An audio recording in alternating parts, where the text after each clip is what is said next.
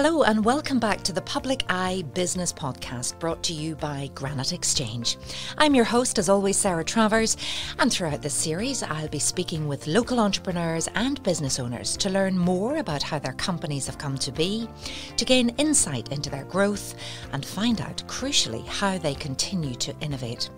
So wherever you get your podcasts from, remember to keep an eye out for all new episodes and subscribe to stay up to date. So today I am delighted to be joined by Grainne Maher, owner of Grainne Maher Millinery. Grainne, welcome to the podcast studio. Thank you, Sarah. It's lovely to see you. Now, before we begin, as usual, I'm going to give a little bit of background into you and your company. So Grainne has been creating headwear for the past 14 years, really leading the way in terms of new materials and design. She has shown her work at London Fashion Week, the Irish Fashion Awards, and at a multitude of fashion shows over the years. Her most recent leather florals collection has combined a new technique with the finest metallic and Napa lambskin, Swarovski wirework, and eye-catching shapes to create a signature style unlike any other milliner's work in Northern Ireland. Now, working from her studio, Grainne produces sophisticated pieces for weddings and racegoers using classic shapes, hand-dyed feathers and antique embellishments. She also experiments with avant-garde styling and modern materials to achieve these wonderful statement pieces that are definitely not for the faint-hearted. Grainne, I've worn a couple of your headpieces myself and I absolutely love them. Congratulations, first of all, on everything that you have done to date, everything you've achieved. How did it all start? Wow. How far back do you want to go? Let's start with who you are. Where are you from? All of that. Right, okay. I'm born and bred in Belfast. I'm 47 years of age, a mother of three. And I actually studied music at university. I have a degree in music. Oh my goodness! So when I was very young, that's all I ever wanted to do was be a composer, to be a singer, to play the piano. I guess it's all very creative, isn't it? Totally creative. Yeah. I was really destined to work in the arts in some way, for sure. So I studied at Queen's University just for a year, and actually then met my then husband-to-be Kieran, and we left Belfast and went to the southwest of England to a really exceptional college called Dartington College of Arts in Devon, which was a really kind of progressive, very left-of-centre art school that had a real history of unusual, extreme live art theory. You know, the staff there were just really guides and leaders in their field. And so you went together? We went together, and we ended up living there for 9 years, I think it was in total. Both started PhDs, which we didn't finish, but it was just that hedonistic, artistic, wonderful life in the most beautiful places. Devon was a very special place. Gosh, it sounds really special. I had no idea that that's what you had done. So very different to home. Yeah, I mean, at the end of the day, I'm really a home bird. So is Belfast home? Exactly. Belfast was calling, and myself and Kieran, we got married in 2000. We sort of came back to Belfast in 2002, I think it was, and sort of pursued our various careers. Okay, so at what point did you make the switch to leaving the music behind? I know you never leave music behind, it's probably always there, but when did you think, I know what I'll try? Millinery. Well, yeah, I know. It was a good few years, really. It was probably about 2008 before I started the millinery, but just in that interim period, I did become a mother and had 3 kids in quite close succession. Busy? It was busy, exactly. And that time gave me a lot of reflective time and a chance to reevaluate. I worked in radio for a while. I worked in PR with a good friend, Michelle McTiernan. And I just generally dabbled in sort of creative things. But I always knew I was utterly unemployable, if you get me.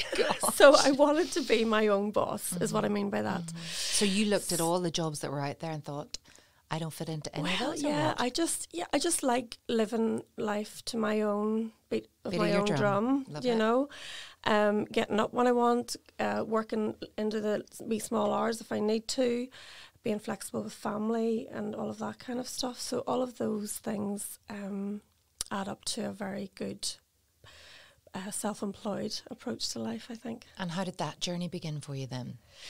Well, I was always self-employed even after college, as I say, working in radio and PR and everything. I was a self-employed sole trader registered with HMRC, to be technical about it. So Glad we checked that. Yeah, indeed, of course. So the jump to then setting up my own business was kind of based on a bit of a eureka moment, you know, when I literally had been sort of as a layperson studying fashion for years and, you know, bought every magazine every month, like there was a library of stuff in the house, and I'd seen Philip Tracy hats basically in a magazine one day. I think it was Tatler magazine, and they were just so like awe-inspiring. It was like, how did that even stay on her head? How does that, you know, float there? It's as if by magic, and quite architectural. I was quite into architecture and stuff like that too.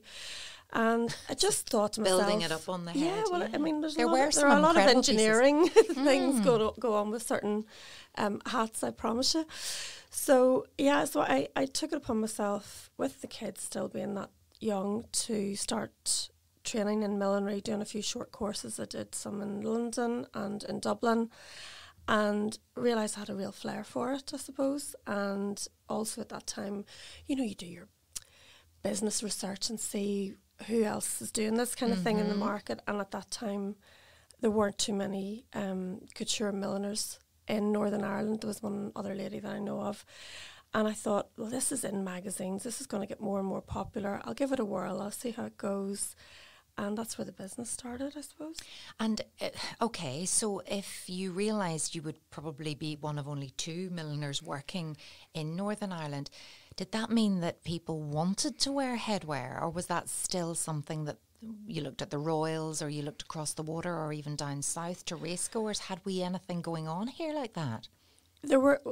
We're always a wee bit behind what's happening elsewhere. So if you think of what Philip Tracy and his likes were doing in the catwalks in London, Milan, New York, Paris, headwear has always appeared on catwalks. Of course. But it's about bringing it to Joe Public as well, I suppose. So things were already happening in London where people were wearing more headwear. Isabella Blow, who was, you know, a real muse for Philip Tracy, she was very rarely seen with a naked head.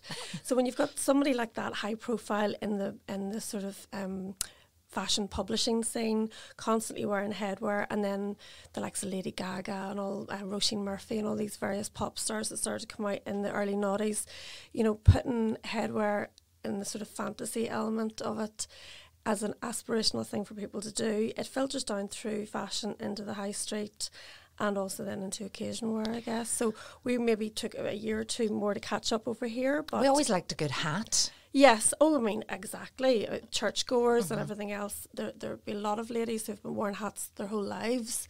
But this was different. This was different. Not to say that I didn't welcome business from anybody who was a churchgoer and wanted a church hat. I mean, I would make, you know, lots of different types of hats. It's not always about pushing avant-garde boundaries for me. It's about getting the customer what they need in my own sort of signature style, I suppose. But we've definitely caught up now. Oh, absolutely. I mean, Northern Ireland, Ireland as a whole, the UK, it's really, really a big thing. And I am far from one of 2 milliners now. There are lots and lots of fantastic milliners, many of whom are dear friends of mine, and we support each other. And, you know, I am very, very much in favour of that, you know. But also you've probably inspired them too. And I know that you share your knowledge, you run workshops, so you're really supportive of others, as you've just said. That's right. I actually, in 2019, started a thing called the Irish Millinery Collective, which was an idea that I'd had that, you know, to elevate the milliners across the island of Ireland that are really, you know, doing really special work, trying to give them a lift. As opposed to, and not to diss anyone who is this, but you know, the sort of craft brigade or someone who's doing it as a hobby or as a sideline. For those of us who are really taking this very seriously as a career, as their main source of income, as their creative project, and you know, like it's the most important thing to them. I wanted to get us together under one roof and do some catwalk shows, to do some master classes with expert master milliners coming over from London, gallery showcases and things like that. And I did very well. I had a great show. The first one was in the Merchant Hotel, and we had Ian Bennett come over from London, who is a fantastic master milliner, and he taught us very, very specific skills for people who are, not beginners, basically. And then, of course, COVID happened, so it's kind of been shelved for a year or two. But I very much intend to get that back up and running again. Hopefully by the end of this year, we'll do the second one. This podcast is sponsored by Grainne Legal Services, a niche business and immigration law practice located in the heart of Newry City. Grainne Legal Services provides legal advice to both individuals and companies alike across a wide range of industries, from employment, commercial or corporate law matters to immigration law. Grainne Legal Services focuses on providing legally sound, practical advice to its clients. To get in touch, visit www.grainetelegalservices.co.uk or contact 028 3026 2200. Yeah, I'm sure business actually must have been hit very hard when you think of the cancellations there were for weddings and big events. But did you continue? What did you do during that time? Oh, absolutely. I mean, I did the obligatory paint the house and do the garden, things like that, when you're literally locked. At the time. Banana bread? Any banana bread? Well, I'm not so much of the banana bread type, to be honest. But no, yes, it afforded me a lot of creative space to create new collections. I did more work on my other label, which is called Pluck and Devour, which is like a laser cut jewellery label is how it started out. Yeah, tell us about that. Well, I started doing that about 2011. So that would have been 3 or 4 years into starting the millinery business. And what I had started to notice is that in making hats is a seasonal job, i.e., there's about 8 months of the year where you're extremely busy with weddings and race days and stuff like that. But then in the winter time, so you want a woolly hat, not a... Well, yes, and if you're doing berets and woolly hats and things, of course, there is a market for that. But I wasn't going down that route. I did trilbies and things. But again, it's for your bread and butter, you're trying to think, what am I going to do to fill, to turn as much of a living out of it? So I thought, well, with the Christmas market, maybe jewellery and things like that would be more appropriate for the gift market, etc. So that's where the sort of sensible head came along and said, right, well, let's try and do something a bit different. And I never want to copy anyone else. It's kind of like my mantra in life, so as what can I do, what material can I use? Yes, there are laser cut jewellery labels to a penny now, but back then it was very new to me, at least, and I set about getting a laser cutter and starting this jewellery label. Goodness, and where do you get your inspiration from? I mean, if you set aside the time in your already busy diary for inspiration, does it wake you up in the middle of the night? Do you see a shape in a landscape? Do you look at something in a magazine and you go, I've got to do this now? Or what way does it work? I think you just have to be really educated in what's happening on a global level and whatever your chosen field is. So in millinery specifically, and then obviously with jewellery and stuff like that too, like I kind of study that stuff all the time. Okay. But it's you're surrounded, immersed. It's so easy, really. It's not like back in the day when you had to go to a library and study. It's social media, it's magazines, it's just the web. Really, is such a resource for someone like myself to make sure you know what's happening in other countries. What's happening, like in Australia, is like possibly the most inspiring country in terms of millinery in recent years for me. They really have it nailed over there. The style, the lady style, the fashions on the field, as they call it, it's just another level. And we really could learn a lesson or two by observing what they're up to a lot more. Now, what strikes me about everything that you do, Grainne, is the quality. They are pieces of art, everything, whether it's the jewellery or the headpieces. And in the introduction, we just talked about the different techniques, the different materials that you use. costly and you've got to get it right, or I'm sure you don't want too much waste when you're using Swarovski wire work or beautiful leather or lambskin. How do you work with your materials? If you could only see the state of my workroom. Describe your workroom. I have a good friend, Neve Michael Hatton, and she came in the other day and she literally had a panic attack because she's got severe OCD, she's tidiness, cleanliness. Yeah, and she was like, Grainne, how can you live like this, you know? And I was like, yes, but actually, like, I know where that purple feather is I used 4 years ago. I know exactly what box it's in. I know where this is and that is. And it's organised chaos, but it's organised. And it's the creative brain in me that if it was too tidy, my argument is that I'm not busy enough, you know. Really? Okay, so you need everything to be everywhere. It's just, it really actually doesn't, you know, it is the way it is because that's how I operate. And I'm very resourceful. I think you have to reuse, recycle. Obviously, people are really looking more and more to that. So taking apart old hats, for example, reusing vintage straws. And when it comes to sourcing new things, I always do my homework on the companies that I'm supplying for. Like, for years, I might have had to just randomly buy things off eBay or whatever like that. But I would do that less and less and less now. I deal with reputable companies. I know where the stuff's come from. I know how it's been produced.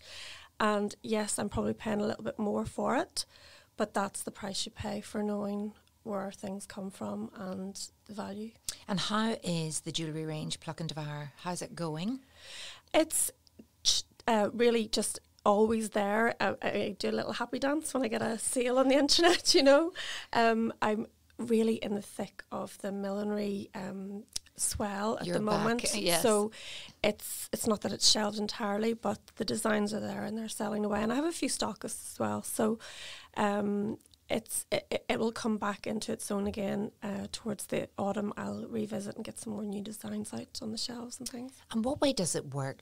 I know you collaborate an awful lot with designers, clothing designers. I can think of Kevin John, whose range of dresses can be bought in Blush and many other places, but you've always been a collaborative person, haven't you?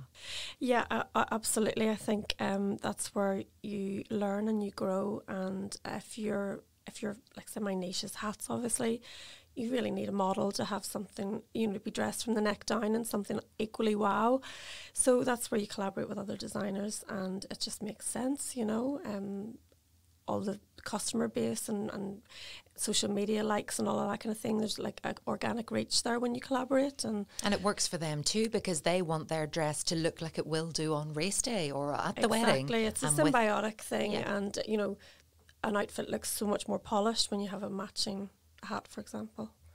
It's so interesting. Well, let's just think, do you do a lot of commissions for people? Would people come to you for very specific requirements? Yeah, I think that's probably my bread and butter.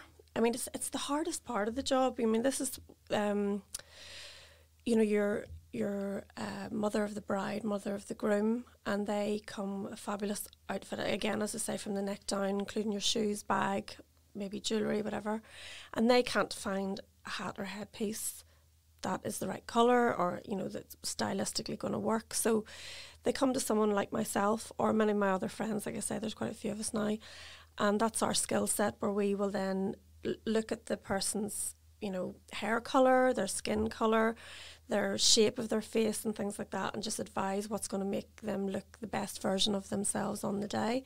So it's made to order. They might come into my studio, see like several hundred hats there, but there's none that is exactly the one that they need. So that kind of pick like a pick and mix. You take this bit off that hat, this other piece off that one, and kind of co-design it really from the elements of designs that I already have out there. And then it's up to me to colour match and to coordinate and to dye feathers or do it, things like that. There's a lot of perfection around weddings and a big occasion like that. Is it nerve-wracking getting it right? Do you often have to tweak? How do you protect yourself that you're not wasting an awful lot of time on a particular one, but yet you so want that customer to be so happy with their headpiece? Well, yeah, it's all about the customer and it's about communication. So I would do, you know, I would literally piece things together, pin it together, and maybe have them come back and visit again. Or if it's not so easy, if they live further afield, we can FaceTime or send photographs and stuff. And it's an organic process. It's about getting feedback sometimes, because I can really clearly probably imagine straight away what it is I'm talking about and what I'm going to do. But it's about making sure that the customer is also on the same page with you on that one. So you don't, it's unlikely or unusual that they come in and say, I want that hat and I need it in blush pink. You know, it would be more of a personal service than that. And do they want ideas as well? Do they want to say, do something different for me? Or are people nervous? When it comes to headgear, I think, you know, you're either really flamboyant and brave, or you like to play it safe. This is it. There's two extremes, I guess. One is the lady who is completely and utterly out of their comfort zone. It's their daughter or their son is getting married. They've never actually put something on their head. They just don't even know what side it's going to sit, what it's going to look like. Is it too big? Is it too small? Does it make me look fat? Does it make me look skinny? Does it this? All make these me look like a Teletubby? Does it make me look older? Does it make me look too young? Is this something a young lady would wear? Oh, I don't know if I can wear that. So all of those kind of concerns, and this is where someone like myself who's got a customer service, it's not that you're a counsellor, that's a bit of an extreme thing, but you have to be very good with people and you have to be able to read people. Like, I would never push someone into trying to choose something that I know that they will look brilliant in, but if I can tell that they're not comfortable with it, well then we'll just keep talking, just keep, you know, chatting through it. And I think I've been doing it long enough now to know that 9.9 times out of 10 I'm getting it right. And then you do get the other ladies coming in and they are fashionistas and they know exactly what they want. And the only thing that makes me laugh sometimes is when they come in with a picture of a Philip Tracy hat that does cost £1,500. Are you serious? And you know, well, have you got £1.50 for that one? No, of course you haven't. Well, that's it. What are we talking price wise? Well, for me, I think basically smaller hats would start about 145. It's okay. And they could go up to just over £400 for something that's really extra special. But what about your lovely headpieces with the Erin feather? Yes, that's 145. Ah, okay. Yeah, that's so it beautiful. is. Yeah, and you get it in all different colours and materials, and so many different shades. It's so easily worn, and you can flatten it right down, or you can really spike it up as well. And it's so distinctively yours, isn't it? It's kind of, you just know there's a Grainne Maher. It ain't going anywhere. That is a timeless piece as far as I'm concerned. It totally is. I absolutely love that. What do you think's been the most challenging thing about everything that you've done to date?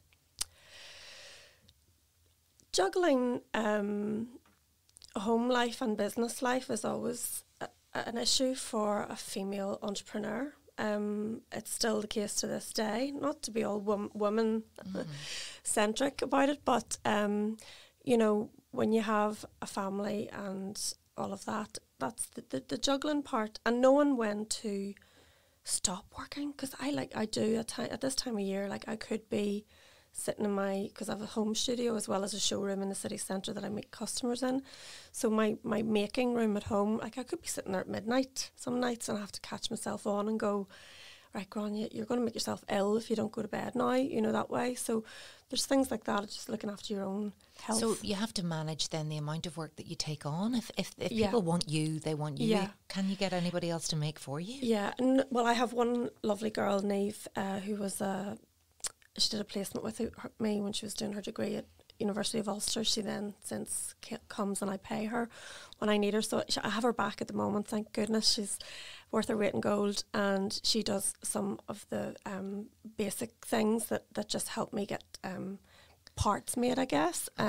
But it's always me that finishes everything, and the design and everything like that. It's all me. So well, you learn the hard way, and you learn as you go, don't you? I think when you start your own business, you don't really know how to work, and then you have other obligations or responsibilities as well. So it is about juggling all the time. And you know, do you put the customer first or do you put the kids first? Yeah, it's learning how to say no. Sometimes if someone comes and they really haven't given you enough time, like I have in the past 2 or 3 weeks had to say no to people, and it's frustrating. Number one, is I just think, well, if you had come to me a month or two ago, I would have helped you with a heart and a half.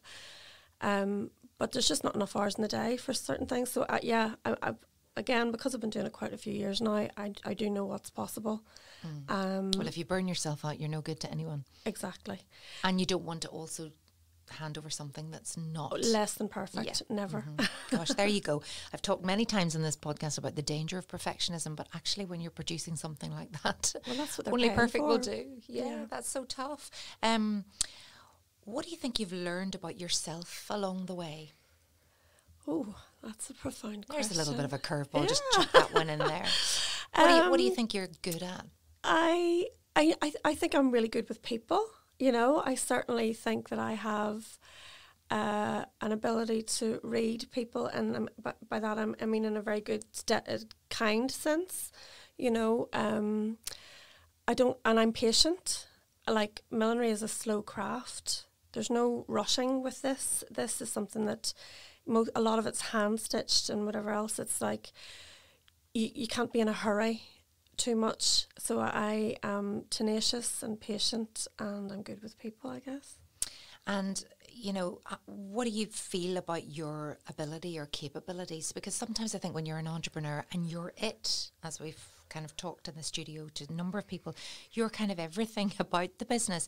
And that can lead to a lot of fear of, how do I stop? How do I take the breaks? How do I have a holiday? How do I have a life? Do you ever worry about that? Yeah, because I mean, you know, I'm doing all the marketing side of it. I mean, here I am on this fabulous podcast, the Granite Exchange in Newry. You know, this is part of my job, part of my. That's why we've torn you away from the workshop today. Exactly, and it's fun, but it's also, you know, dealing with your Instagram accounts, your Facebook, your LinkedIn, your Twitter. You know, answering WhatsApp messages, people are texting you, there's emails, there's lots of methods of channels of communication is what I'm trying to say, where people are contacting you, and that's exhausting, but it's exhilarating and thrilling, and it's great when people want to get something made by you. So it's a bit of both. It's managing your time and but being all things to all men in terms of the marketing of the business, and as well as the making and branding and all of that stuff. Yeah, you've got to do everything, but at certain times you realise there are other things here that I could get somebody to do, like Neve, and maybe she could help just with the basics. Maybe somebody could help more with the social media and the marketing. Are they all the methods you use constantly to promote your business? Do you feel that you're very much the face of your business too? Yes, I mean, I've been at a few Zooms with the British Hat Guild, which I very proud to say I'm a member of. And I think one of the first meetings I turned up and I realised, oh my goodness, I'm on this Zoom meeting and I'm the only person not wearing a hat. I know.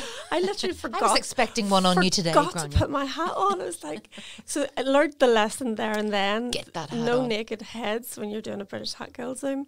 But it's simple things like that. That's just an example of, you're there, so you have to be presentable and you have to always be ready to be photographed or you're out and about.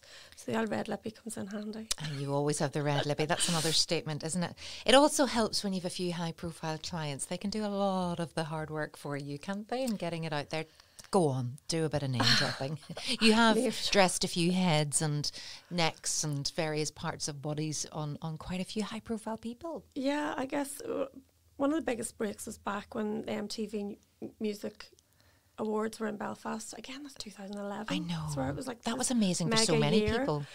And Selena Gomez was one of the hosts, if you remember. That's right. And she wore two different neck pieces. One was a laser cut piece called Bark at the Moon, and the other was like a real delicate and intricate chains cascading down her chest kind of a thing. I remember that one. That was beautiful. Yeah, that was mine also. That was yours. Yeah, so that was kind of like a really big break. And then after that, when I got a PR in London and did some London Fashion Week shows, I got Alexandra Burke and Rebecca Ferguson and a few other people who were on the up at the time. You know, it's always you're trying to get your work seen, and it's fun.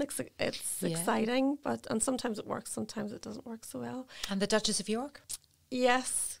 Lovely Sarah Ferguson. I had the privilege of meeting her in person. She's a mutual friend with my dear friend Dr. Gabriella Merchik, who is a wonderful Polish lady who has a Harley Street practice in London, obviously, and she has met Sarah many times. Sarah is a great friend of hers, and I've made hats for Gabriella, and Gabriella was like, Grainne, I need you to get over here and meet Sarah Ferguson. She would just love you, you know? And yeah, I was like, yeah, absolutely not a problem. So she set up this wonderful meeting in her like aesthetics and skincare practice in Harley Street, where Sarah was getting some treatments done. Gabriella brought me over and treated me to a few laser treatments and things as well. I was pampered very much that day. And of course, we got the window of opportunity where I got to actually meet her in person. There's a hilarious picture of me in the treatment room when Sarah's people brought her in, and I was lying down on the bed, and I had this like big bandage, which you could only describe as Mr. Bump. Right? This is the piece you're going to be wearing? Yeah, and I was like, oh my goodness, of all the moments to bring her in. So I couldn't all of the headgear to be wearing. Yeah, I've got this big bandage. It well, it could be like a turban or something, an urban turban. But I got to meet her, and we had a brief chat, and obviously she had been briefed about me being a hat maker and everything else, and she described to me that she couldn't find a hat with an Elizabethan snood. And I was like, I hate that. I know, right? First world problems. But I thought to myself, well, I didn't say, well, I'm going to make it for you there and then. But, I was just very polite and making polite conversation. And then I agreed with Gabriella that I knew what she was talking about, which is kind of like a hairnet, those kind of old-fashioned but it's thicker, it's like a crocheted kind of a thing that would have really, it was there to keep. I'm saying and I'm Googling Elizabeth. It's like, if you see like horse riders or riders would have like their hair covered in a net. It's sort of a practical purpose as well as a decorative purpose, back from the sort of Elizabethan times. Lovely. And so I set about creating a lovely hat in a beautiful shade of green for Sarah, obviously with the red hair, and I sent it off to her, and then I got an amazing handwritten letter from Sarah to thank me for it and stuff. So I haven't met her since, but she loved it. Yeah, she absolutely adored it. And was that good for business? It was fabulous, because let's face it, we all, everybody loves the royals, for better for worse, with different stories. When it comes to hats, they do good hats. Yeah, absolutely. If we all watch them, Kate Middleton and Meghan Markle, they are fashion icons. That's it. And Sarah in her day with the Fergie bow. Remember the Fergie bow? The Fergie bow. Oh gosh, yes, I remember all the royal weddings and watching them all, and yes, all eyes were on the head. So hopefully that's not the last royal that you will be dressing. Absolutely. So what's next, do you think, for you? I've lots of aspirations. I would love to have my own shop again, I guess. And it's just I'm not daft, if you get me, in the current economic climate. No. I'm not going to rush bricks into... and mortar at the minute is a big risk. Exactly. Rent rates, business rates are the real killer for me. Okay. It really was quite a large chunk of things last time. So yeah, I would aspire to have my own boutique again. Although I'm very, very happy where I am in the shared space at Love Weddings, because there's a lot of wedding businesses all under one roof, and we bring business to each other. Collaboration again. So that's wonderful. And yeah, just with the British Hat Guild, there'll be a chance hopefully next year when physical shows resume to do some stuff at London Fashion Week with them. And yeah, just keep creating and new collections and continuing work with Kevin John and all of that. Yeah, I love the Kevin John creations too. Do you have any spare time at all? And if so, what do you like to do? I love food and drink and I love socialising with my girlfriends. On Instagram. Exactly. I mean, that's my unwind time, and obviously with my family and my kids and everything as well. Just chilling out at home is precious. You've won a lot of awards over the years, Grainne. Can you tell us about some of them? What are you most proud of? I guess the proudest thing has really been becoming a member of the British Hat Guild. So it's not an award where you get a trophy kind of a thing. It is a very prestigious accolade to have. Absolutely. And Yeah, over the years, top 40 under 40. That was a while ago, wasn't it? I've been in my 40s for quite a while now. And I'm actually shortlisted for an award at the moment, which I'm looking forward to. The event in June. It's the Ulster Tatler Influential Women Awards, and I think it's for contribution to fashion. So that would be really nice. But you know what? It's about being nominated in the first instance and being shortlisted. So I feel like a winner already. Absolutely. Who's your biggest inspiration, would you say? Who's the biggest role model for you? Without question, Philip Tracy. As an Irishman who's made it big in London and in just the absolute unrivaled master of millinery, in my view. Have you met him? No. He's actually quite a private person. He is part of the guild. So I'm in this British Hat Guild. Philip Tracy, Stephen Jones is the chairman. Lots of wonderful female milliners. Rachel Trevor Morgan. So he is just someone that I aspire to. I guess it's kind of the young lad from Galway made good as well. I just love that sort of story. Would you love to meet him? I would love to meet him, and I will meet him, I've no doubt. But he is a very private person, so he and he's also very busy, So I'm looking forward to meeting him and to Stephen Jones, our chairman, as well. And if anybody's listening today and they would like to get in touch, maybe they'd like to you to create a piece for them, what can they do? How could they purchase some of your beautiful designs and products or have something made? Well, I do have a website. You can buy directly from the site. It's grainemaher.co.uk. Otherwise, follow me on the usual social media channels and get in touch by direct message. Because it's an appointment-only system that I run, you can't just sort of drop in like I would have done when I had a boutique. It's a studio space, so you really need to book in more so that you're not landing in when I'm already with someone else kind of thing, or I'm not there all day, every day. So appointment only, give me a ring or private message on Facebook. And if there was one hat or one headpiece in the world that you wished you could have designed, can you tell us what it was, who wore it, and where could we see this? Oh, there's so many, but I mean, again, to just keep coming back to Philip, he, as I said earlier, Isabella Blow was a serious muse of his, and the thing with Isabella was she was a really complex individual. She had a lot of mental health issues and tragically took her own life, actually. But she was one of his best friends, and what she loved about Philip and his work was that he gave her, it was like the mask effect gave her this confidence. Like she felt she turned from a moth into a butterfly when she wore one of his beautiful hats. So to answer your question, there's this amazing hat of his. It's an iconic photograph of her. And it's basically like a round button, but it has these incredibly long, I imagine must be either turkey feathers or pheasant tail feathers that have been dyed jet black in this sort of like swirling motion. And it's just so simple yet so dramatic that it's just an iconic piece. And I would have loved to have made that. I would love to, dream of being able to make such a thing.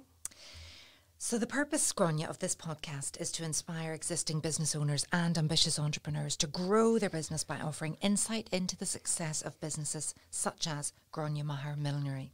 What advice, last question, would you give to those who have a business idea but no idea where to begin, or they're unsure as to whether it's a risk worth taking? Always contact your local enterprise agencies. I got loads of help from them over the years, and they will help you draw up your business plan and everything else. So that's like a proper, sensible paper exercise to do. But nothing beats getting out on the street and, metaphorically, online or whatever, and asking people what they think of what it is that you want to do. So you have to face up, you have to take it on the chin if you're getting negative feedback, and then tweak your ideas, for example. But a lot of stuff in life is just to do with having self-belief. So if you're having any self-doubt, which is very, very normal, I had loads of it. In fact, I fell in and out of love with my business over the years, but I always come back to it. So remember that also, that it's not always going to feel like the best choice you've ever made. But sometimes when you stick with things and you work through the adversity or whatever else is maybe happening in your private life, for example, and affecting your business, this too shall pass, you know. So stick at it, work at finding out what is good for you. Think about your personality type and what you can bring to any given business, and ask people what they think and take that feedback on board. Grainne Maher, thank you so much for joining me on the Public Eye podcast. I hope you've all enjoyed listening to Grainne, and join me very, very shortly again for another episode of the Public Eye. This podcast was recorded in Granite Podcast Studio. Interested in starting up your own podcast but don't know how? Granite Podcast Studio can help. Record your podcast in our state-of-the-art studio, which is based in the heart of Newry City. Our studio has cutting-edge and user-friendly technology and can seat up to 4 people. We also provide an editing service, where our team using your guidance and editing notes to provide you with a flawless finished product, leaving your listeners wanting more. For more information on how you can get started, visit www.granitepodcaststudio.com.